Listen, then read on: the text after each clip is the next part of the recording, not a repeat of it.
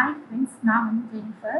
நான் வந்து காஷி இன்ஃபோடெக்கில் வந்து இன்டர்ன்ஷிப் பண்ணுறேன். எதை பற்றி பண்ணுறேன்னா ஃபுல் ஸ்டாக் டெவலப்மெண்ட் அப்படின்ற டாப்பிக்கில் பண்ணுறேன். இன்றைக்கி கிளாஸில் என்ன சொல்லி கொடுத்தாங்க அப்படின்றத நான் உங்கள்கிட்ட ஷேர் பண்ண போகிறேன்.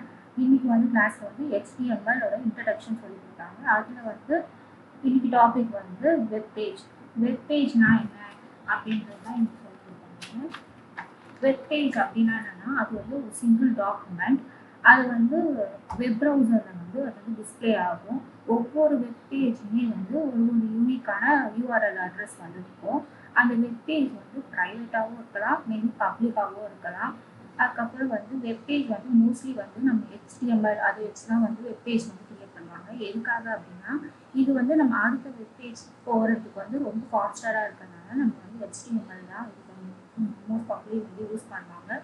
அப்புறம் வெப்பேஜ் வந்து one of the part of வெப்சைட்டோட ஒரு பார்ட் தான் வந்து வெப்பேஜ் அப்படின்னு சொல்கிறாங்க. Thank you friends.